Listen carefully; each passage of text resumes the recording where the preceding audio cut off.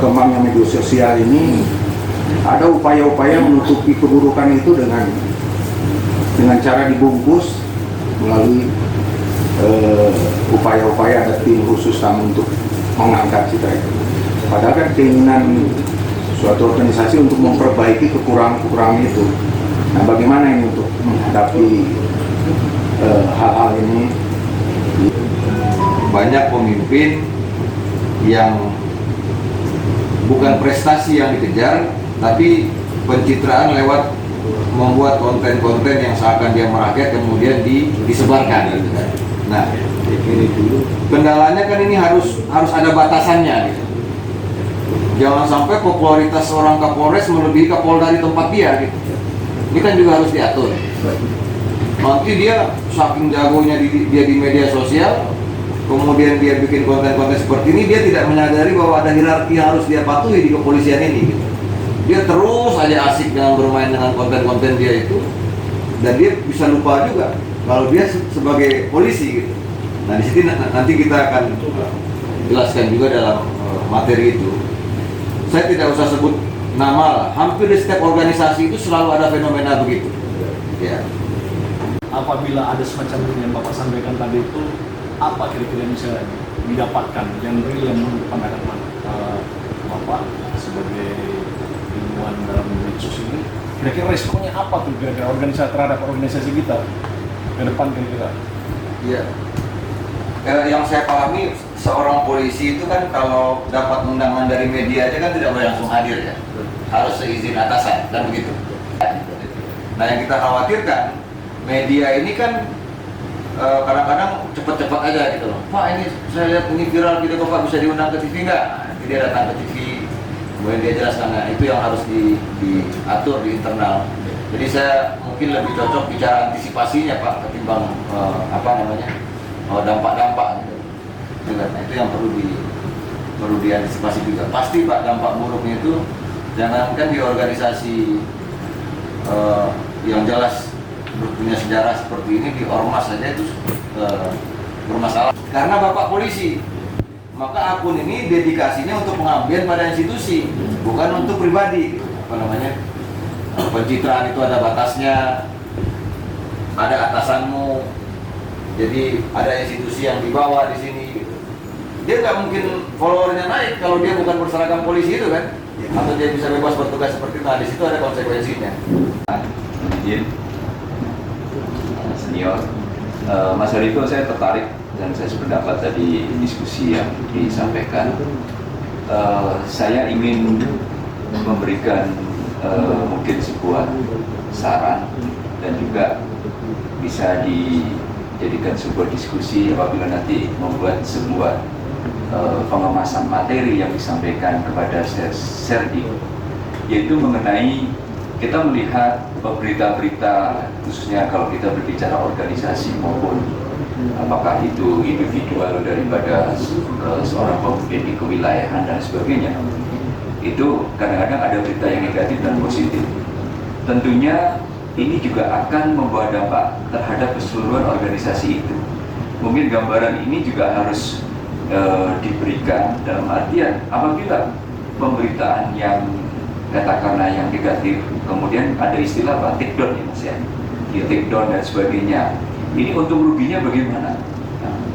Ini berkaitan dengan bagaimana kita memframing sebuah cerita, sebuah kegiatan yang dilakukan oleh institusi CQ, misalkan keberadaan pelaksanaan tugas anggota itu sendiri secara natural. Dari sini Mas Hariko, tentunya apakah ada sebuah tips ataupun sebuah strategi bagi organisasi ini mengelola media ini sehingga kita mempunyai satu tugas tanggung jawab untuk membangun sebuah organisasi ini secara berkesinambungan.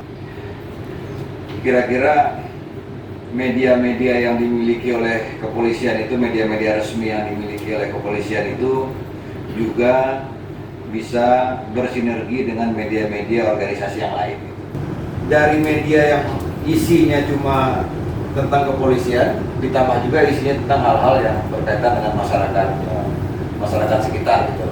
Nah, di buku saya nanti insya Allah mudah-mudahan bulan depan rilis, ada sebuah filosofi yang atau tagline saya sebut, stop selling, start caring, start helping, gitu. Jadi bungkusnya sudah berubah. Kalau tadi kita sebut dengan namanya masking, jadi dengan dibungkus dengan sesuatu yang tidak terang-terangan lagi, Pak.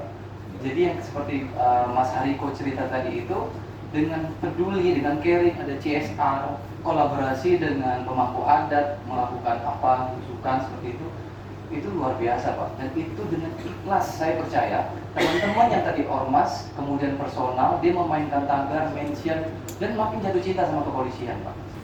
Adakah landasan untuk semacam teori ini kan hasil generalisasi?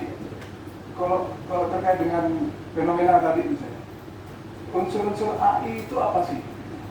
Kemudian bisnis proses AI itu seperti apa? Ini contoh mikro ya. Kemudian output dari AI tadi itu sudah diceritakan sebenarnya. Tapi secara akademik, adakah teori gitu yang bisa kita pakai?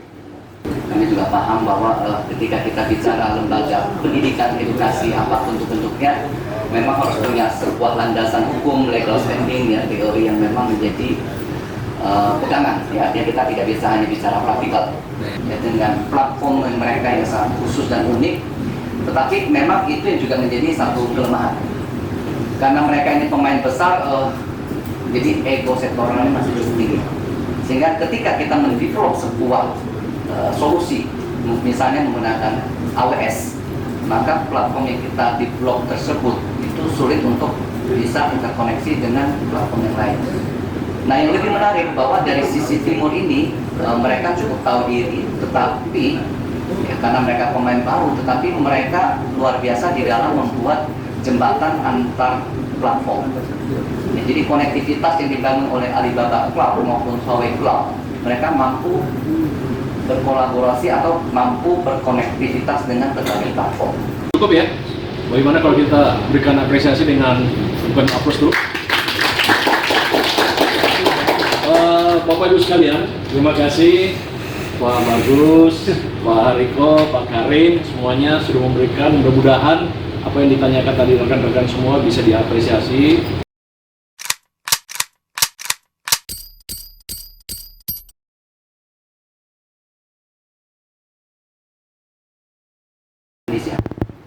Waktu itu dia sering tanda kutip ya, dibully, ya, dianggap skillnya itu tidak seberapa, hanya besar oleh media. Kemudian dia terima tantangan, waktu itu diundang ke China, live interview oleh CCTV 4. Kemudian sang pembawa acara dengan sedikit guyon agak meremehkan gitu ya, menanyakan skill kamu itu sampai seberapa sih pintar gitu. Nah, dia dengan santai aja minta satu iPad. Kalau kasih iPad yang terkonek dengan internet. Pembawa acara dengan santai tidak paham, tinggal sodorin, kemudian dia duduk depan kamera juga dan minta waktu 6 menit. Dia langsung demokan, sebentar. Kemudian dia tanya, ini CCTV terkonek dengan satelit apa? Gitu. Disebutkan, dia langsung connect lagi. Kemudian dalam waktu 6 menit dia bisa take over satelit itu.